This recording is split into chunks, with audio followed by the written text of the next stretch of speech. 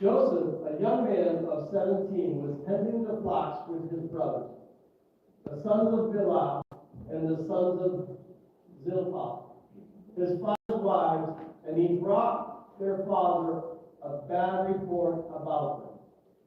Now Israel loved, you'll remember that Jacob's name was changed by God to Israel, right? Remember that. Now Israel, or Jacob, formerly known as Jacob, loved Joseph more than any of his other sons, because he had been born to him in his old age, and he made him an ornate robe for him. When his brothers saw that their father loved him more than any of them, they hated him and could not speak a kind word to him. Joseph had a dream. And when he told it to his brothers, they hated him. Listen to this dream I had. We were binding sheaves of grain out in the field when suddenly my sheep arose and stood upright while your sheaves gathered around mine and bowed down to it. So we read that Joseph is a loved son, loved by his father. We've also just read that Joseph is a dreamer. And if you were given the ability to dream and remember your dreams, usually you're a person of destiny and you're a person of purpose. The other thing in these verses that we learn about Joseph is that he had integrity and he was truthful, right? His brothers were doing the wrong thing and he reported it to his father. Now, when you're the truthful one in the bunch, when you're the one that is willing to be held accountable, you're despised. As a matter of fact, you're hated. As a matter of fact, people don't want you around. And they plot all kinds of ways to either kill you in the flesh or kill you in the spirit world. And by killing him, what they want to do is kill the dream. Because nobody around you wants to see themselves bowing down. Nobody around you wants to think that you're the boss of me. Right? Nobody wants to submit to another, especially when it's a younger sibling. So Joseph was going to have some struggles going forward. And in the following verses, chapter 37, verses 23 to 25, and you can read it there, says that his brothers plotted to kill him. And but as God would have it, when he has a purpose for you and I, he always has a way out. He always provides a way out. So Joseph came to his brothers and they stripped him of his robe, the ornate robe he was wearing. People want to strip you of your identity. When you're a child of God, they're looking for ways to strip you from that clothing. They're looking for ways for you to not to display love, not to display peace, not to be patient. They're going to try you so many different ways to unrobe you. But you need to rely on the one that provided you with that clothing. You need to honor the one that provided you, that clothed you with goodness and mercy and love and patience and forbearance and self-control. You need to continue to be integral, loyal to God. Because there's going to be tons of people trying to unclothe. And this is how they do it. Aren't you a pastor? Aren't you a member of Springfield Wesleyan? Don't you say you're a Christian? Don't you brag about, being a son of God? They're trying to unclothe us all the time. Don't fall for that. Don't fall for that. And they took him and threw him in a cistern. Right? They wanted to get rid of him. They stripped him of his clothes. This isn't the first time they strip him of his clothes. But each time that he gets stripped of his clothes, he still identifies with who he is. And he is loyal and faithful. So the cistern was empty and there was no water in it. As they sat down to eat their meal, they looked and saw a caravan of Ishmaelites coming from Gilead. Right? And this is where they have the bright idea of, instead of killing Joseph, they're going to sell him into slavery.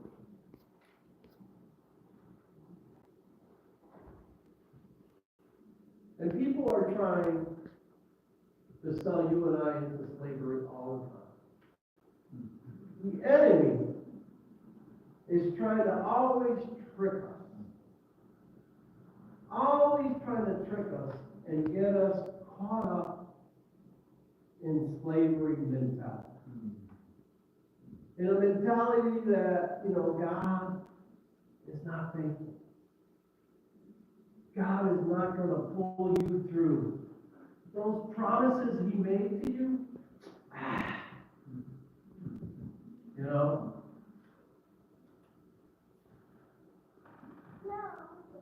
In the Garden of Eden, the snake told Adam and Eve, God just doesn't want you to be like him. Always deception. Right? But his life gets spared. He doesn't get killed. But he gets sold into slavery. Yet the Lord prospers Joseph. Now you might be looking at me today and saying, Pastor, how is being hated by my family members, and how is being sold into slavery, how can God be prospering me during that time? How can God be providing me with favor when my world is upside down? Joseph had a dream. And he understood who gave him that dream. And that's why he could trust that the one that gave him the dream would make it come true and make it possible, no matter what he had to go through. After he gets sold into slavery, Potiphar, a rich man, buys him. And Potiphar notices that everything that Joseph touches turns to gold. This is the Daniel Torres translation. Okay, I'm paraphrasing. Right? Everything Joseph touches turns to gold. Right? Because when you're his child, whatever you bless is blessed. So whatever responsibility Potiphar put on Joseph, it would prosper. If he put him responsible for the herd would prosper. If he put him responsible for construction projects, that would prosper. Everything prospers. So Potiphar, being a smart man, says, well, Joseph, I'm putting you in charge of everything. Except his wife. You're responsible for everything except for his wife. Right? Once again, people are going to make offers to you your whole life when they realize that by giving you authority and positioning you in certain positions, they're going to win. Because they know that there is a promise from God that He is going to bless you, that He's going to prosper you, and the world knows this. And they want you around. And they're going to place you in responsibility positions. Just like they placed Joseph. As the enemy would have it, Potiphar's wife notices that Joseph is a person of promise.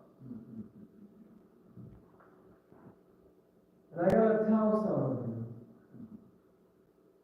that the enemy knows when you're a person of promise. And he, the enemy, is going to try everything possible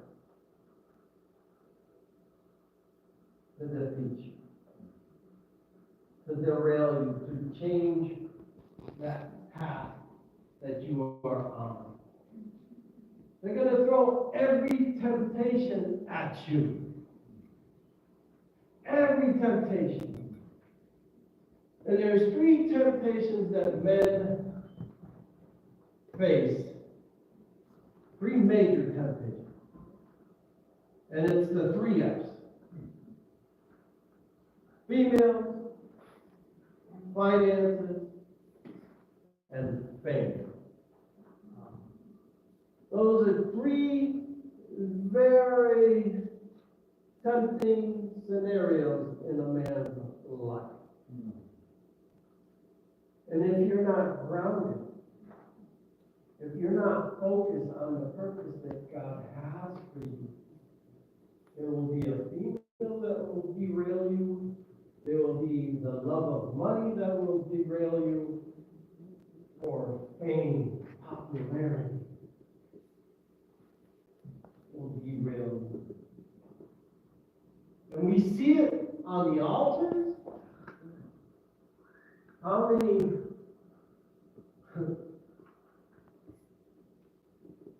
stories do we hear on a weekly basis of pastors failing in one of these 3 areas?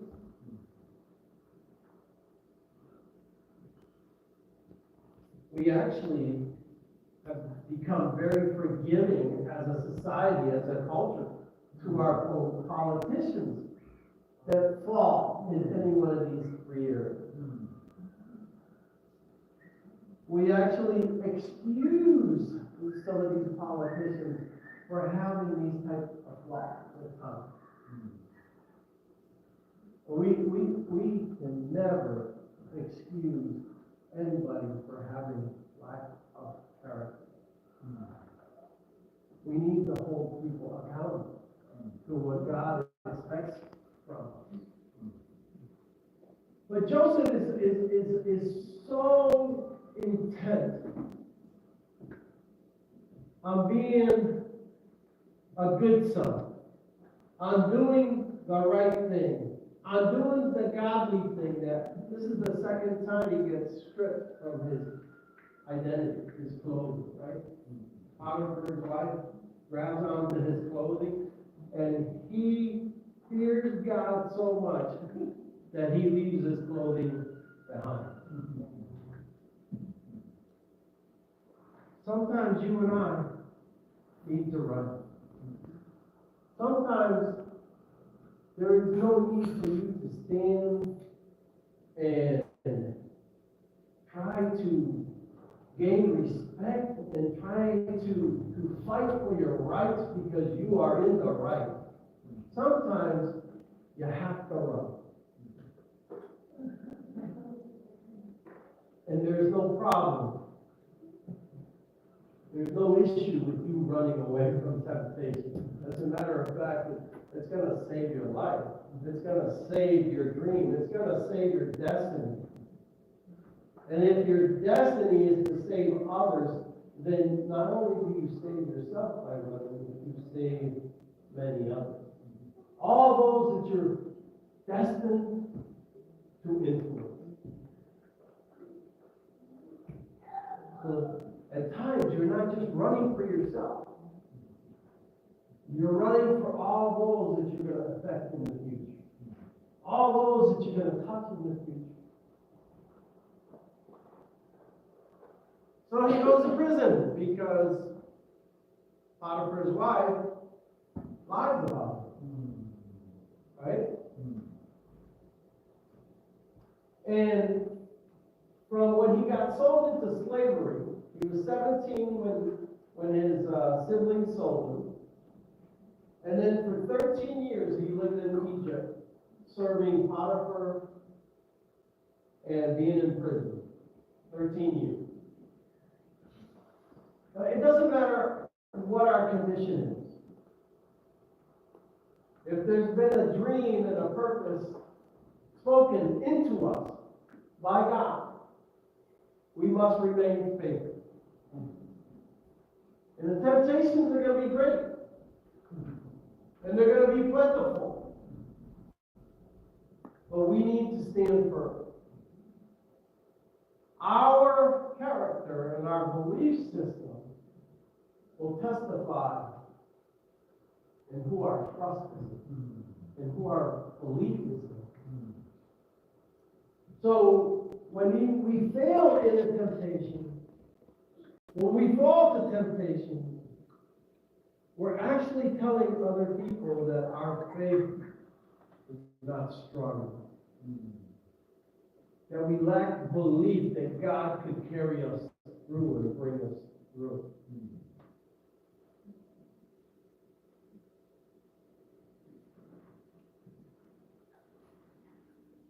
So in chapter 39, he is there. In verses 19 through 21, Potiphar was furious when he heard his wife's story about Joseph, how Joseph had treated her. So he took Joseph and threw him into the prison where the king's prisoners were held, and there he remained. Look at verse 21. But the Lord was with Joseph in the prison and showed him his faithful love. And Joseph's scenario is an actual prison with bars.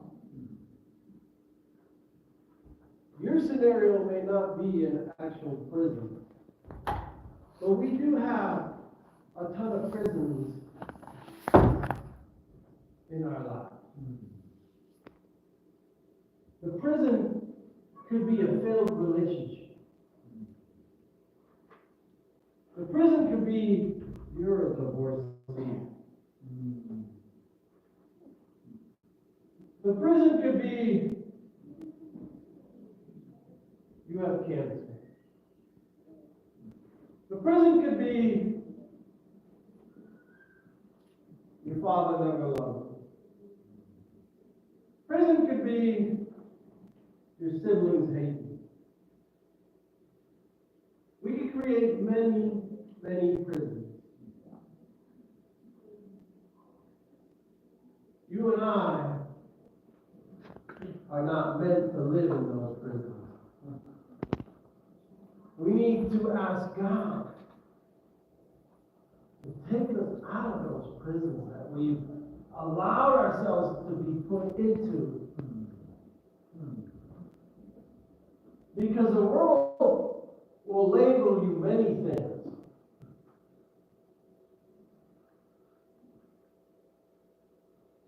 And those labels imprison us. And we must resist that. And we must stay true to the dream, to the purpose, to the will of God for our lives, and not allow the enemy to imprison us. Because even when we are going through life's struggles,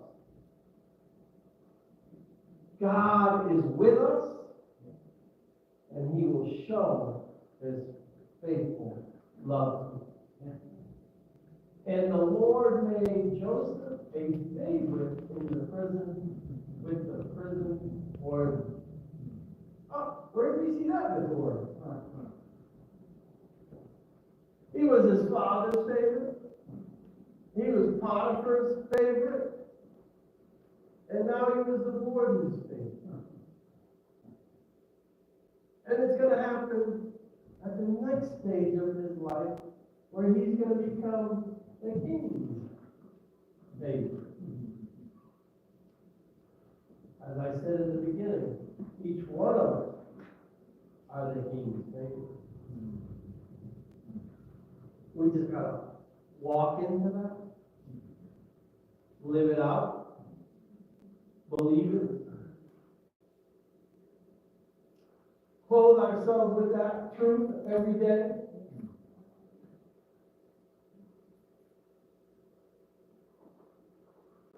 Joseph had to wait for 22 years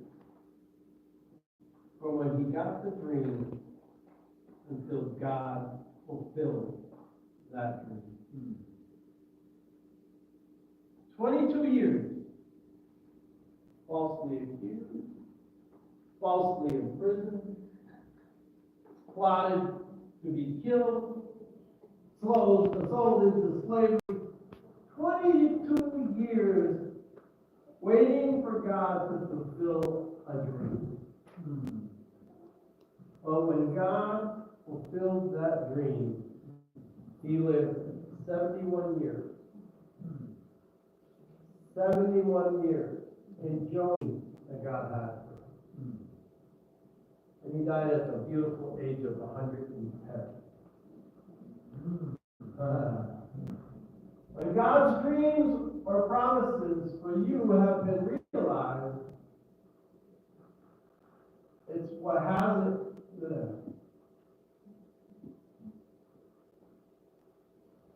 There's nothing like living in a time of fulfillment. There's nothing like living out the purposes that God has, that God has for you and I. There's nothing better. There's no greater satisfaction than living out the purposes that God has for you and I. So even though in the natural we see defeat, God's promises are yes and amen. We must wait on Him, and we must know, and in Joseph's own words, when his brothers come to bow before him, Joseph uses this phrase, and I'm sorry that I don't have that text up in your notes for you, but he says, "What you meant for evil, God meant for good." And there's plenty of people that have meant evil for you. But God's going to turn it for His glory and your good. You know why? This story is still a very powerful testimony to each and every one of us today. And this story is about 7,000 years old for us. Between 6 and 7,000. And we hear this story today because it's meant to motivate us. It's meant to push us. Right? Everything in the Bible is meant for our edification, for our growth, for our maturity. And Joseph shows us that if you trust God, doesn't matter what life throws at you, God is going to turn it for good.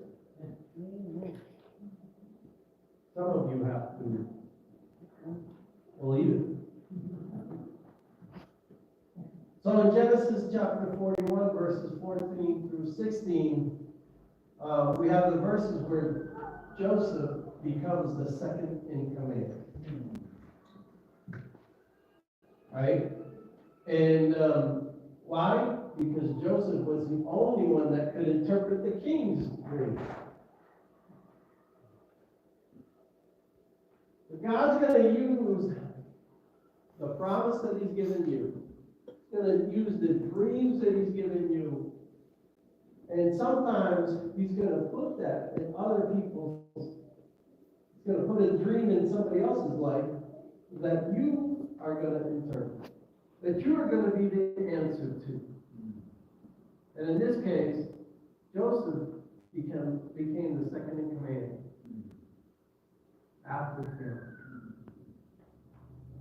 And he tells Pharaoh, he testifies to Pharaoh, hey, listen, I don't have the ability to interpret your dream, but God does. So, in life situations, when you feel that it's going to get the ugliest, God is going to make you the answer person. God's going to make you the one that's going to bring healing. The one that's going to bring the message of salvation. The one that's going to bring the answer to that needy person.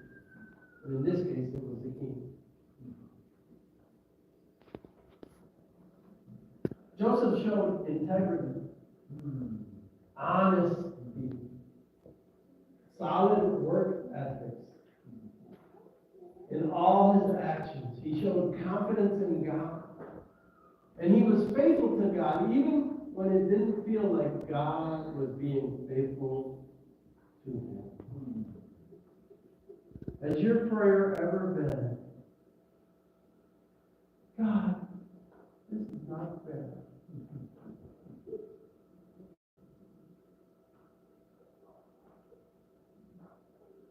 Why am I one? I can't handle it. I don't have the capacity of overcoming this life scenario. With all these life scenarios that Joseph went through, in our day and time, everybody would have given him a green light to excuse and take the easy way out. And to have a victim mentality. And to have a defeatist mentality. That you never, never, never hear that Joseph complained. You never hear that Joseph doubted his God. You never hear that.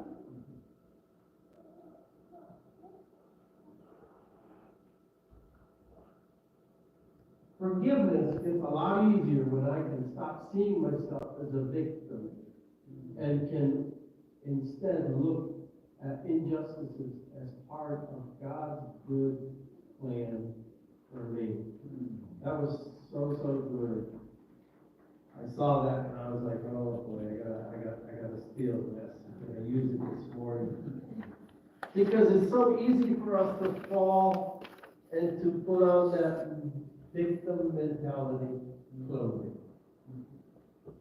And as children of God, you're not a victim. You're a victor. You're victorious. You know the final score.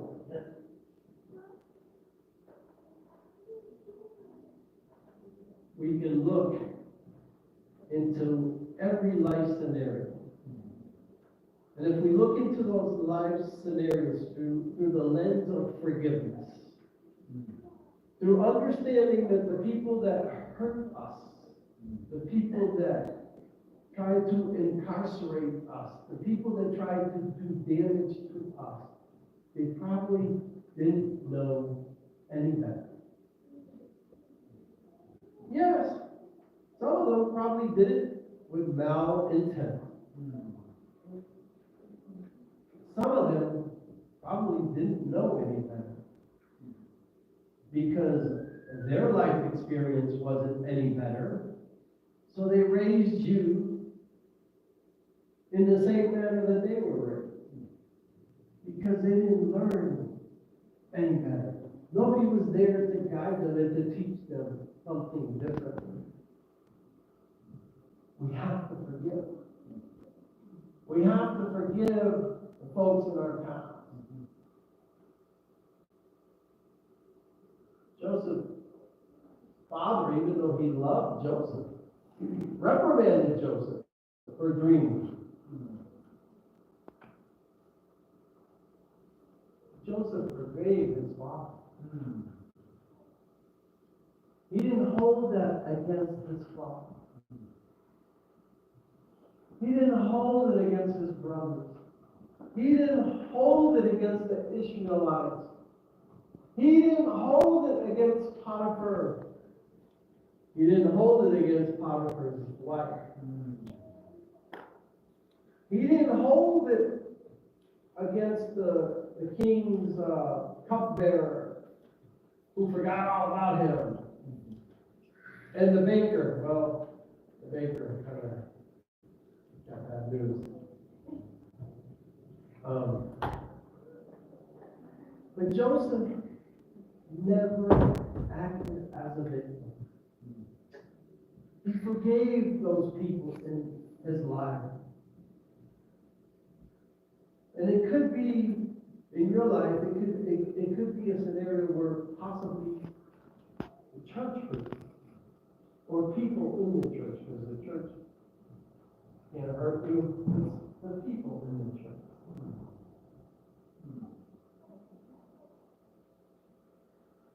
Or a past relationship. Or a family relationship. I don't know what it is. God knows what it is. And He wants to get you out of that incarceration. He wants to get you out of that mindset. And He wants you to have a mindset of Joseph, who totally relied on God's promises. He totally believed that God's promises were true. So there's 7 things that we learn from the story of Joseph. God's plans are bigger and better, and His purposes are bigger and better than any purpose or plans that you have for yourself. God provides and blesses those who persevere to follow Him. Suffering to God's people is not always bad. God can use the most painful time in our life for His good. You gotta remember that. You gotta believe that. Oops. Okay. 4, there is value in self-control living. In this do whatever you want culture. It's a free-for-all in this culture. And that's why we need to be godly. We need to live godly during this time. We need to show that we have integrity, that we have good moral character, that we are honest, that we are godly. God honors patience and perseverance in the times of trouble. We need to strive for honesty and strong work ethics.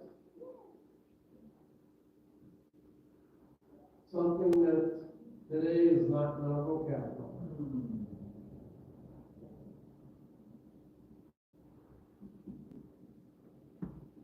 And having the fear of God and being faithful to Him is of great value in our lives. It's of great value for you and I to trust in Him that has given you purpose, has given you dreams. And I don't care if you're 3 years old when you're here today, or you're 90 years old, close to 90. Whatever promise, whatever dream He has given to you, whatever purpose He has for you, until that purpose is not completed, He's not calling you home. Because you and I are here for a godly purpose. And He will not call you home until you have fulfilled that purpose. You have fulfilled that purpose. So ask Him this morning, what is the dream that you have? What is the purpose that you have for me? What is my destiny? What have I not yet walked into? What purpose have I not walked into that you have for me? It could be that you be the best godly father to your children. It could be that you be a godly grandparent to your children. It could be that you be the greatest husband.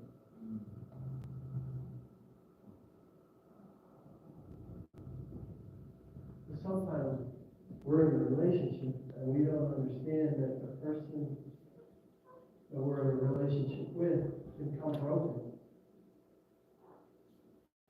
From a broken home. From bad life experiences. And our purpose may be just to bring healing and to bring the love of God to that person.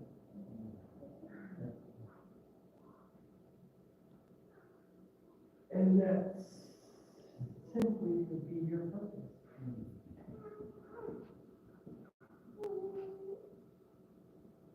His purpose for you doesn't have to be, I want you on the pulpit preaching.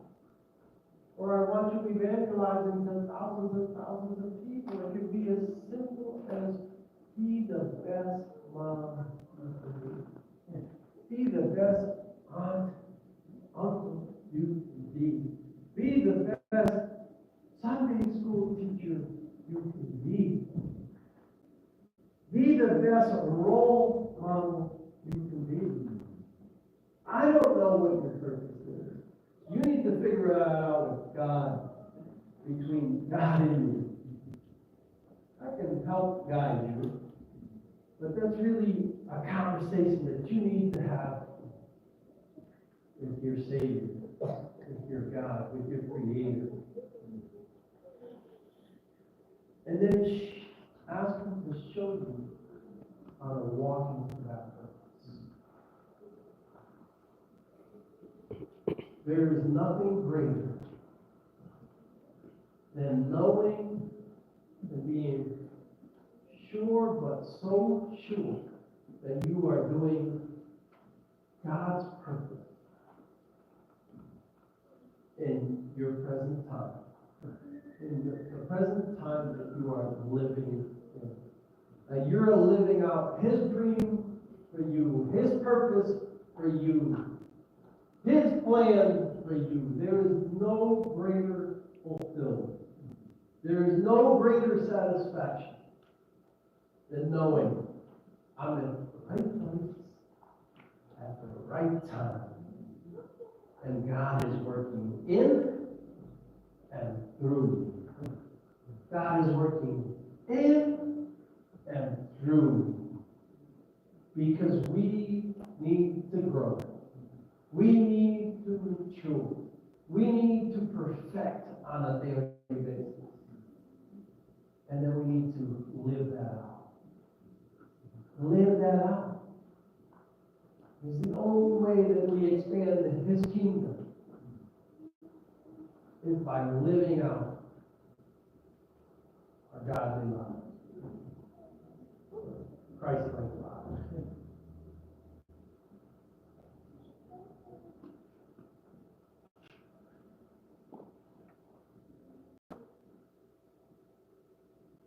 Was Joseph thankful?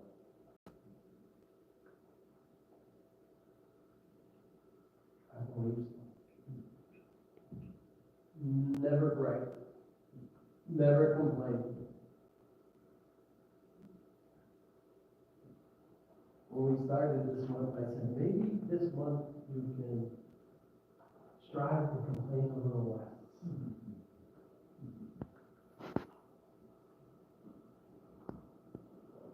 Strive to love a little more. To show thankfulness.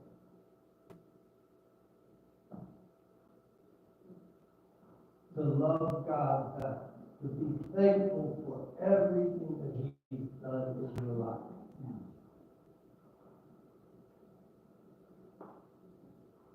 If Joseph found every reason possible to be thankful, I think you and I can find many reasons to be thankful. And please,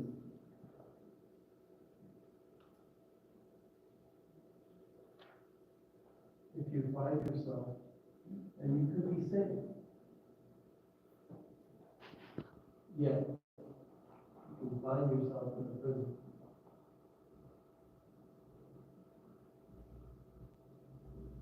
Seek freedom.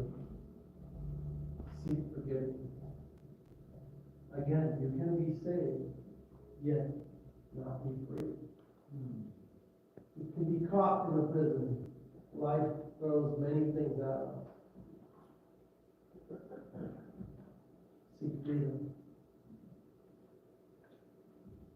The best way to seek freedom is to forgive as you were forgiven. Forgive as you have been forgiven.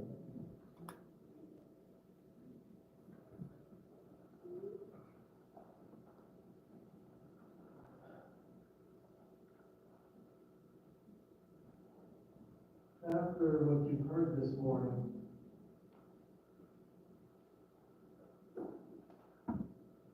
you feel that you don't know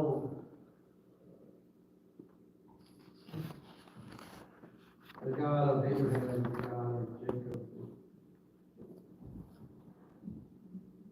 God, oh my goodness, just one thing.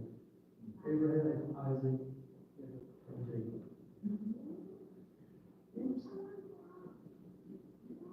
You don't know him.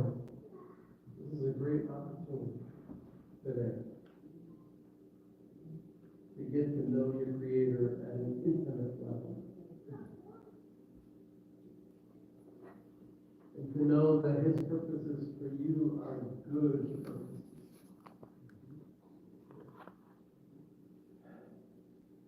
So if anybody feels that they need prayer, prayer of salvation, prayer of reconciliation to your Father, a prayer of right relationship with your Father in heaven.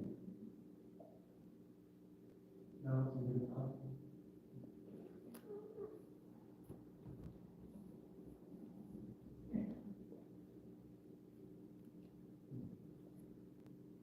Is there anyone?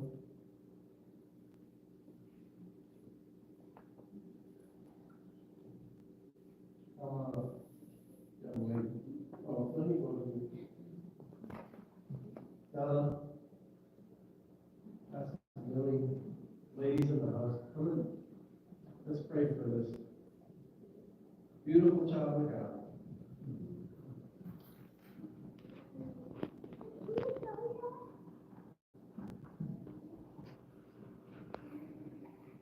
You are so loved. You are so very loved.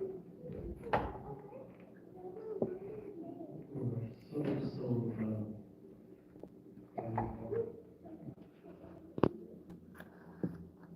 Today I pray healing over everything that kept you from trusting Him as your Father. Everything that kept you from having a right relationship with your Father. Pray healing. Pray right relationship with your Father. I pray victory. I pray salvation for you and your household. For healing for you and everyone in your family. I ask God to forgive those that have hurt you in the past. And that you can put that behind you and focus on the good things that God has for you. He has great plans for you. He has plans to prosper you, to heal you, to show you how much you love, how much you care.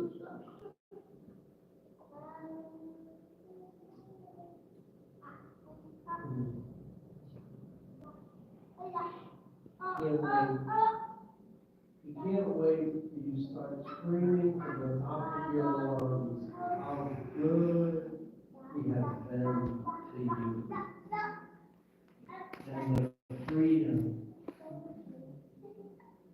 and the help and the restoration that He has done in your life and is continuously doing in your life.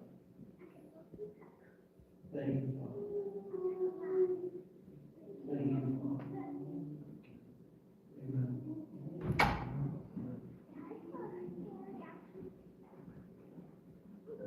Is there anyone else?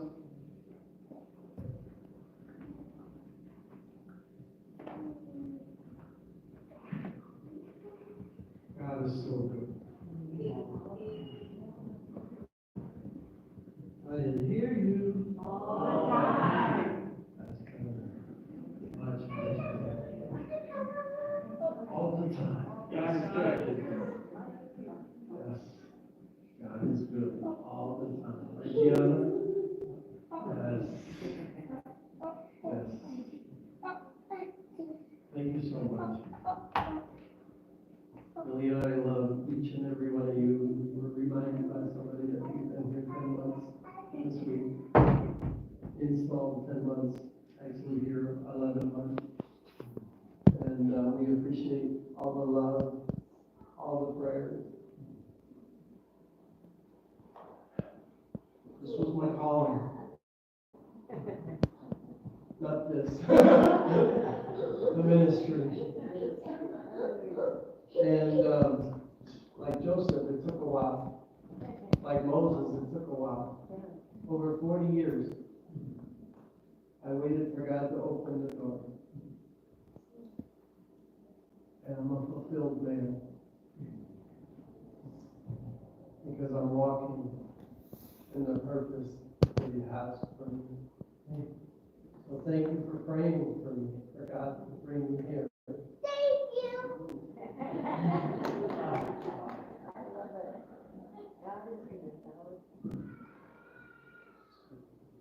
Thank you so much.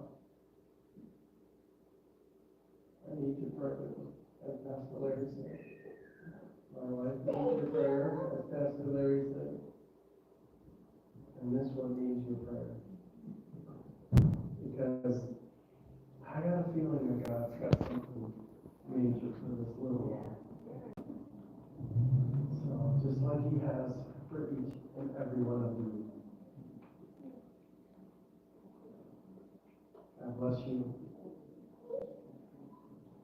Let's